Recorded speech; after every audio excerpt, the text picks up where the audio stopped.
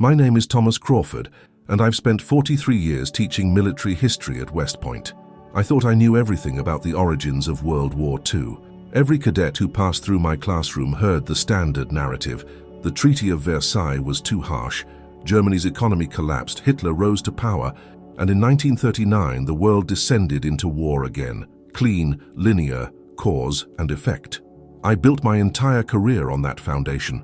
Then, 3 months ago, I discovered I'd been teaching a sanitized version of history, and the real story began not in 1939, but with a message sent in 1918 that should have prevented everything that followed. It started with a phone call on a Tuesday morning in September. I was in my office at the Academy, grading papers on the Normandy invasion, when my assistant informed me that someone from the Library of Congress was asking to speak with me urgently. The caller introduced herself as Dr. Rebecca Foster, head of their military documents division. Her voice carried an unusual tension as she explained that they'd been digitizing a collection of personal papers from a deceased army officer, Colonel William Ashford, who'd served in both world wars. Among his effects, they'd found something extraordinary, a sealed envelope with instructions that it should only be opened by a military historian and only after the year 2024. Colonel Ashford died in 1967, Dr. Foster explained.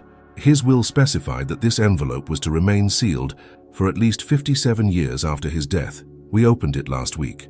Professor Crawford, what we found inside changes our understanding of the interwar period entirely. The Colonel specifically requested that West Point faculty be the first to examine the contents. Can you come to Washington? I was on the train that afternoon. The mystery consumed me during the entire journey. Why would an officer who died in 1967 want documents sealed until 2024? What could be so sensitive that it required nearly 6 decades of secrecy? By the time I arrived at the Library of Congress, my mind was racing with possibilities. Dr. Foster met me in a secure reading room, the kind reserved for the most delicate historical documents. She was younger than I'd expected, perhaps 40, with sharp eyes that suggested she understood the significance of what she was about to show me. On the table between us lay a leather portfolio, worn with age but carefully preserved. She opened it slowly, revealing a stack of papers, photographs, and what appeared to be official military correspondence. "Before you read these," she said carefully, "you should know that we've already begun preliminary authentication. The documents are genuine. The signatures, the paper, the ink, everything checks out. What they describe is something that was deliberately removed from the official historical record." She slid the first document toward me, a typed memorandum dated November 15, 1918, just 4 days after the armistice that ended World War I. I began reading, and with each paragraph my understanding of 20th century history shifted. The memorandum was written by Colonel Ashford himself, then a young captain serving with American forces in France. He'd been part of a joint Allied intelligence unit tasked with assessing German military capabilities in the final days of the war. But this memorandum wasn't about German capabilities. It was about something far more troubling, a coordinated effort by German military leadership to ensure that any peace agreement would contain the seeds of future conflict. According to Ashford's account, in the chaotic final weeks of the war, Allied intelligence had intercepted and decoded a series of communications between German general staff officers. These communications revealed a deliberate strategy. Germany would accept defeat in 1918, but would engineer the peace terms to guarantee future German grievances. They would manipulate the Allied negotiators, particularly through strategic leaks and diplomatic maneuvering, to ensure that the Treaty of Versailles would be harsh enough to create lasting resentment in Germany, but not harsh enough to permanently prevent German military recovery. "This is impossible," I said, looking up at Dr. Foster. "The Treaty of Versailles was dictated by the Allies. The Germans had no leverage. They were defeated, desperate for peace. How could they manipulate the outcome?" She nodded, anticipating my skepticism. "Keep reading. The next documents explain exactly how they did it." What followed was a detailed account of one of history's most successful intelligence operations, one that had been completely erased from the record. In October and November 1918, as Germany faced inevitable defeat, a group of German officers led by Colonel Friedrich Hartmann created a shadow diplomatic campaign. They carefully leaked information to French and British intelligence, suggesting that Germany was on the verge of communist revolution, that if the Allies pushed too hard, Germany would collapse into Bolshevik chaos that would spread across Europe. This terrified Allied leadership, particularly the French, who were already watching the Russian Revolution with horror. Simultaneously, these German officers leaked different information to American intelligence, suggesting that if peace terms were too lenient, German military leadership would never accept defeat and would continue resistance indefinitely. This played on American President Wilson's desire for a definitive end to the war and his idealistic vision of a just peace that would prevent future conflicts. The Germans were playing both sides, feeding contradictory information designed to create confusion and disagreement among the Allies. The strategy worked brilliantly. At Versailles, the French pushed for crushing terms that would permanently disable Germany, while the British and Americans advocated for moderation, fearing communist revolution and endless guerrilla warfare. The resulting compromise was exactly what the German planners had intended: harsh enough to humiliate Germany and create lasting resentment, but lenient enough to allow economic recovery and eventual remilitarization. The Treaty of Versailles wasn't just a failed agreement, it was a deliberately engineered trap. But the most shocking revelation came in the final documents in Ashford's portfolio. In December 1918, the Allied intelligence unit he served with had presented their findings to senior American and British military leadership. They decoded the German communications, understood the manipulation, and recommended that the peace negotiations be restructured entirely, with full awareness of German strategy.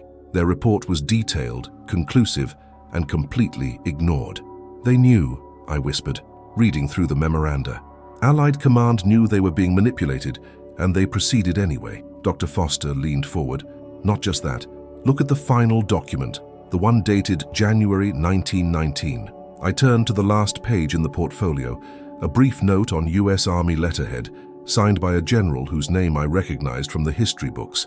The note was addressed to Captain Ashford and his intelligence team. It read simply, "Your report has been received and reviewed at the highest levels. The decision has been made to proceed with negotiations as planned. Your findings are classified top secret and are not to be shared outside your unit. All copies of your report are to be surrendered immediately for archival. This matter is closed." They were silenced, I said, feeling a cold anger building in my chest. They tried to prevent the disaster, and they were ordered to be quiet. Dr. Foster nodded grimly. "And it gets worse. We found references in other archives, brief mentions that led us to British and French records. Similar intelligence reports were filed by British and French officers. All of them were classified and buried. The political leadership didn't want to hear that they were being outmaneuvered by a defeated enemy. Admitting it would have required completely restructuring the negotiations, would have exposed them to criticism for being manipulated, so they chose to ignore it. Over the following weeks, I dove deep into the research, cross-referencing Ashford's documents with newly accessible archives in Britain, France, and even Germany. The evidence mounted steadily. German military records from the period, declassified in the 1990s but largely overlooked by historians, confirmed the existence of the shadow diplomatic campaign. Memoirs from German officers published decades after the war made oblique references to strategic communications during the armistice period. Intelligence reports from multiple Allied nations showed consistent patterns of receiving contradictory information about German intentions. I also tracked down what happened to the members of Ashford's intelligence unit. Of the 12 officers who'd worked on the report warning about German manipulation, 7 had been quietly transferred to remote postings immediately after the war. 3 had resigned from service within a year. 1 had died under suspicious circumstances in 1920, officially listed as a training accident.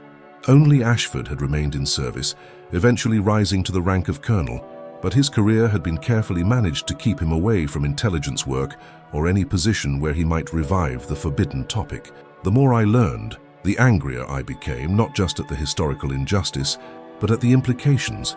World War II, the deadliest conflict in human history, might have been prevented if Allied leadership had listened to their own intelligence officers in 1918. The rise of Hitler, the Holocaust, the deaths of tens of millions of people, all of it could potentially have been avoided if someone had taken Ashford's warning seriously and restructured the peace negotiations to avoid the trap the Germans had set. But I was also a professional historian, trained to be cautious about counterfactuals and alternative histories. Could different treaty terms really have prevented World War II, or were the forces driving toward renewed conflict too deep? too fundamental to be stopped by better diplomacy. I needed to understand not just what happened, but what it meant. I reached out to colleagues across the country, other military historians, experts on the interwar period, political scientists who studied international relations. I shared Ashford's documents, asked for their analysis and opinions. The response was divided. Some immediately grasped the significance, saw how this hidden history reframed our understanding of the Treaty of Versailles and its consequences. Others were skeptical, argued that even with better information, the political pressures at Versailles would have produced similar outcomes. The French wanted revenge, the British wanted balance of power, the Americans wanted idealistic principles. Knowledge of German manipulation wouldn't have changed those fundamental positions, but even the skeptics agreed on one thing. This information should have been available to historians decades ago. The decision to classify and bury these reports represented a deliberate choice to hide an uncomfortable truth, to present a simplified narrative that protected political leadership from criticism. It was historical censorship of the highest order, and it had distorted our understanding of one of the most important periods in modern history. I decided to write a comprehensive article for the Journal of Military History, laying out all the evidence and analysis.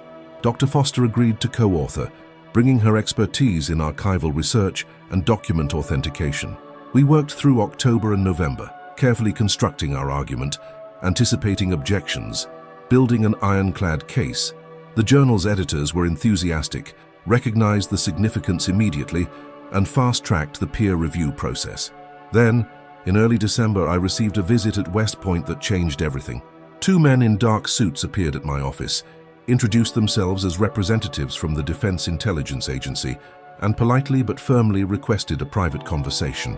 They'd learned about my research, they explained, through informal channels that monitor historical scholarship touching on classified materials.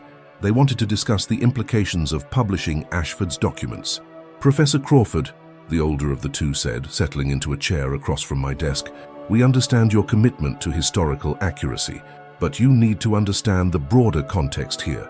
The Treaty of Versailles, despite its flaws, established principles of international law and collective security that underpin the current world order. Revealing that it was partly engineered by German manipulation could be used by modern revisionist movements to delegitimize that entire framework." I stared at him, incredulous. "You're asking me to suppress historical truth because it might be politically inconvenient?" The younger agent shifted uncomfortably. "We're asking you to consider the consequences. There are nationalist movements across Europe right now that would love to use this information to argue that Germany was unfairly blamed for World War II, that the Treaty of Versailles was illegitimate from the start. Your research could fuel dangerous historical revisionism." We argued for 2 hours.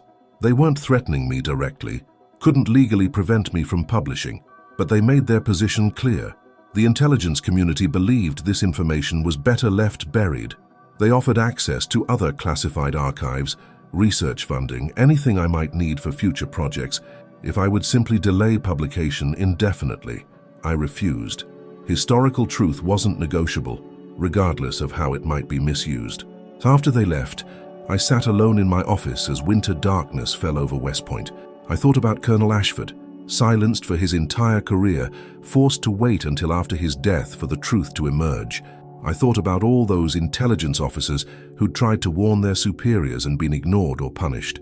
I thought about my students, young cadets who trusted me to teach them accurate history, not comfortable myths. That evening, I called Dr. Foster and told her about the visit. She'd received a similar conversation from State Department representatives. Same message, same pressure to suppress our findings. We made a decision. We'd publish, but we'd do it right. We'd anticipate every possible objection, address every potential misuse of the information, make clear that revealing German manipulation didn't absolve Germany of responsibility for the wars that followed. We'd present the history honestly while being responsible about its implications. Our article was published in the Journal of Military History in January, accompanied by digital archives of Ashford's documents hosted by the Library of Congress. The response was immediate and overwhelming. Media outlets picked up the story. Historians began re-examining the interwar period with new perspectives, and universities started revising their curricula to incorporate these findings. But we also faced the backlash we'd anticipated. Nationalist groups in Germany and elsewhere did attempt to misuse the information, claiming it proved that Germany had been unfairly blamed for World War II. We spent months responding to these mischaracterizations, writing op-eds, and giving interviews to clarify our findings. The German manipulation of peace negotiations didn't excuse the Nazi regime's crimes or Germany's aggressive wars in the 1930s and 1940s. What it revealed was something more subtle and perhaps more important, that the seeds of World War II were planted even earlier than we'd thought, that the failure to prevent that catastrophe began not in the 1930s, but in 1918, when Allied leadership chose political expediency over difficult truth. In March, I was invited to speak at a conference in Berlin, bringing together historians from multiple nations to discuss the implications of Ashford's documents. Standing in a lecture hall at Humboldt University, looking out at faces from Germany, France, Britain, America, and beyond, I realized how important this moment was. We were collectively re-examining one of the foundational narratives of the 20th century, questioning assumptions that had shaped diplomatic and military thinking for over a century. The message sent in 1918, I told the assembled historians, wasn't just the German shadow diplomatic campaign. It was also the message sent by Allied leadership when they chose to ignore their own intelligence officers.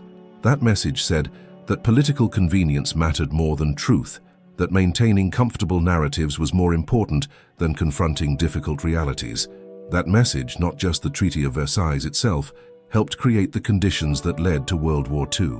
A German historian raised her hand. Professor Crawford, do you believe that if Allied leadership had listened to Colonel Ashford and restructured the peace negotiations, World War II could have been prevented? I paused, considering my words carefully.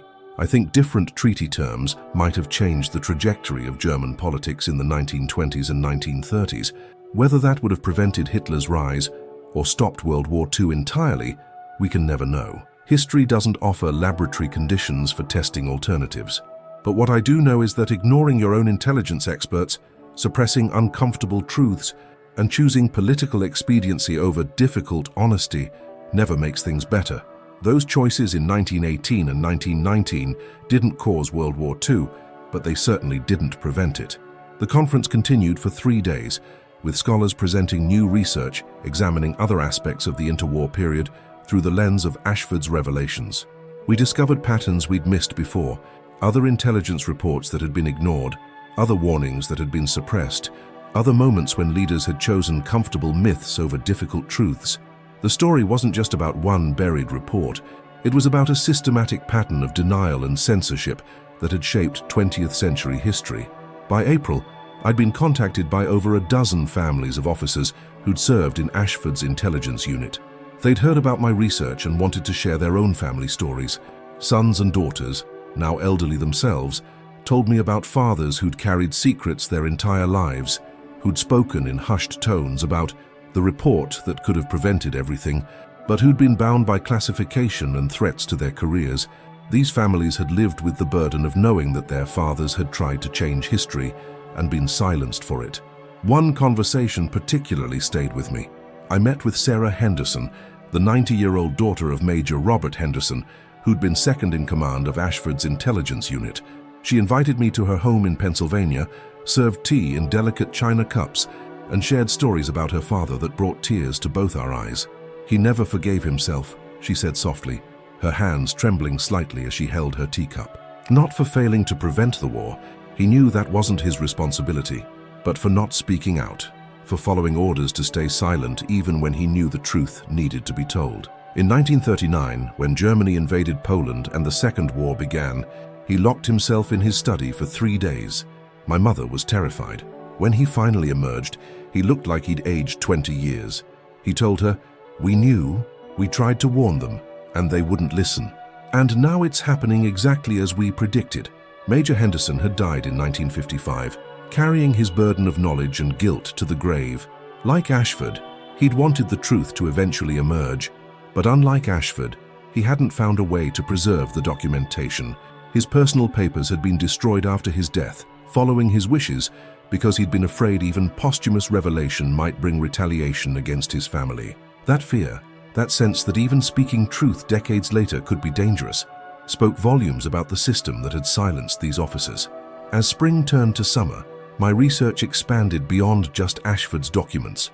With help from colleagues and archivists across multiple countries, we began piecing together the full scope of intelligence that had been available to Allied leadership in 1918 and 1919. The picture that emerged was damning. Not only had they known about German manipulation of the peace process, they'd also received accurate predictions about the likely consequences of different treaty approaches. Intelligence officers from multiple nations had warned that the path being taken at Versailles would create exactly the conditions that eventually led to renewed conflict.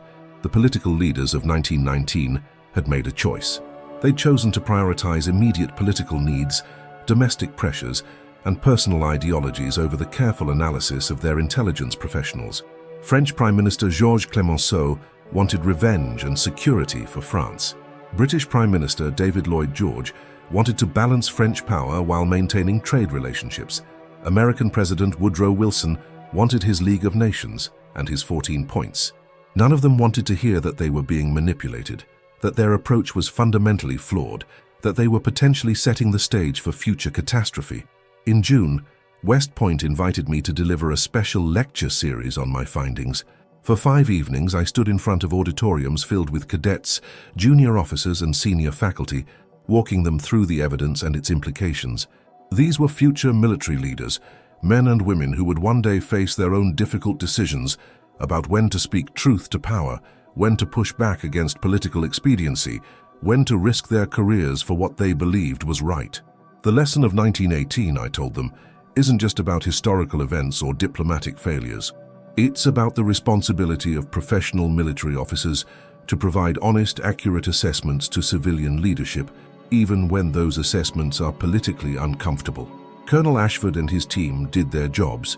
They identified a threat, analyzed it carefully, and reported their findings through proper channels. They were right, but they were also powerless when political leaders chose to ignore them. A young captain raised his hand. "Sir, what should they have done differently?" They followed procedure, reported through the chain of command. When they were told to be silent, what choice did they have? It was the question I'd been wrestling with for months. What should they have done? Disobeyed orders, gone public despite the classification, risked court-martial and imprisonment to force the issue. In 1918, in a military culture that valued obedience and hierarchy above all else, such options would have seemed impossible, perhaps treasonous. I don't know if they had better options available to them at the time, I admitted. The system was designed to suppress dissent, to punish those who challenged political decisions. But I do know that systems can change. The fact that we're having this conversation now, that these documents have finally been revealed, that we're re-examining our history honestly, means that maybe we've learned something.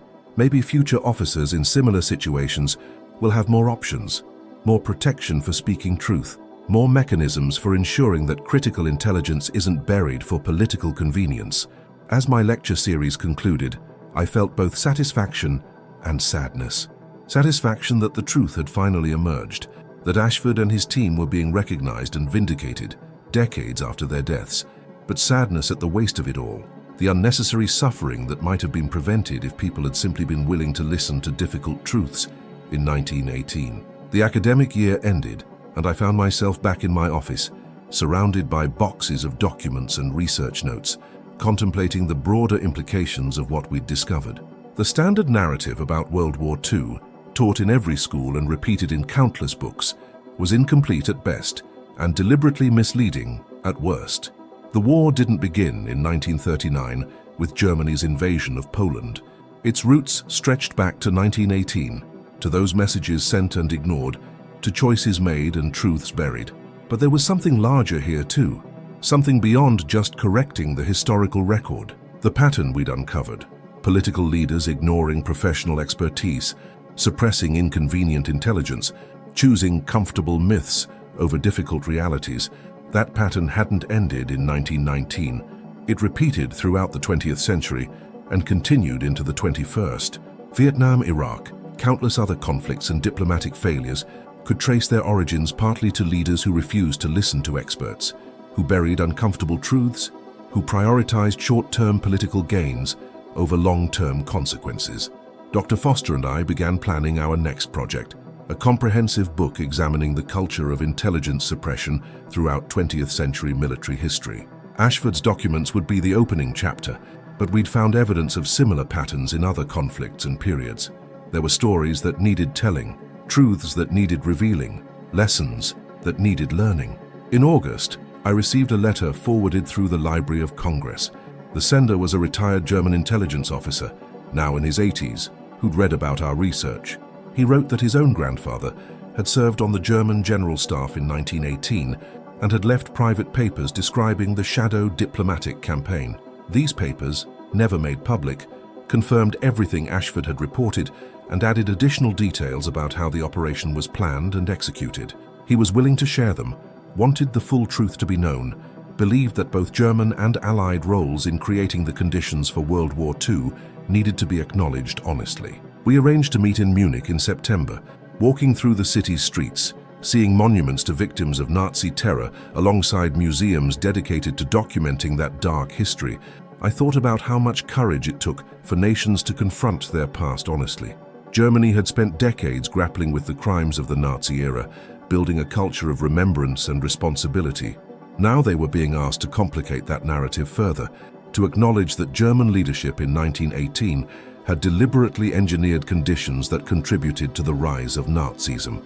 It was an additional layer of difficult history, but it was truth, and truth mattered. The German officer's grandfather's papers were extraordinary. Detailed plans for the misinformation campaign, assessments of Allied political dynamics, predictions about how different treaty terms would affect German public opinion and future military potential. Everything had been calculated, deliberate, strategic. The Germans who'd engineered this operation weren't comic book villains. They were intelligent professionals who believed they were serving their nation's long-term interests. They'd been wrong about many things, tragically wrong about where their actions would ultimately lead, but they'd been remarkably effective at achieving their immediate objectives. As I sat in a Munich cafe that evening, reviewing documents over coffee, I realized something important. The message sent in 1918 wasn't just about German manipulation or Allied failure. It was about the limits of human wisdom, the danger of clever strategies that achieve short-term goals while creating long-term catastrophes. The German officers who'd engineered the shadow diplomatic campaign had succeeded brilliantly at their assigned task. They'd helped ensure treaty terms that would preserve German military potential and create public grievances that could be exploited. They'd probably congratulated themselves on their cleverness. They'd never imagined that their success would eventually lead to the complete destruction of their country, the deaths of millions of their countrymen, and horrors that would stain German history forever. Similarly, the Allied leaders who'd ignored their intelligence officers' warnings had achieved their immediate political objectives. They'd satisfied domestic constituencies, implemented their preferred diplomatic frameworks, and avoided the difficult work of confronting uncomfortable truths. But their short-term political success had created conditions for catastrophe on a scale that dwarfed the First World War.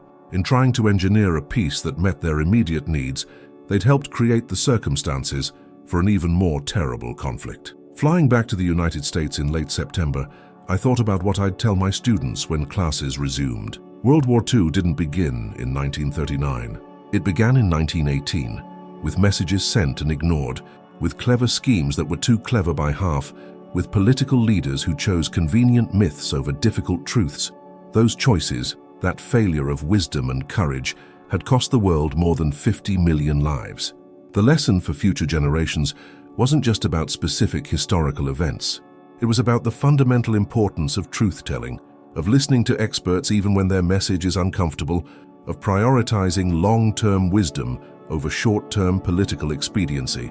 Colonel William Ashford had understood that lesson. He'd lived with the consequences of being ignored, had watched his predictions come horrifically true, and had ensured that future generations would at least have the opportunity to learn from the failure. His sealed envelope, opened more than 50 years after his death, had changed everything. The standard narrative was shattered. The comfortable certainty about how and why World War II began had been replaced by something more complex, more troubling, and ultimately more true. As I returned to West Point for the fall semester, I knew my teaching would never be the same. I couldn't stand in front of cadets and simply recite the old timeline anymore. I had to tell them the whole truth, complicated and uncomfortable as it was. I had to help them understand that wars don't begin when the shooting starts. They begin years earlier, with decisions made and truths ignored. And I had to instill in them a commitment to being the kind of officers who would speak truth to power, who would resist pressure to suppress uncomfortable intelligence, who would prioritize long-term wisdom over short-term political convenience. The message sent in 1918 had finally been received, more than a century later. The question now was what we would do with that knowledge, how we would let it shape our understanding of history and our approach to the future. Colonel Ashford had done his part, preserving the truth against all odds.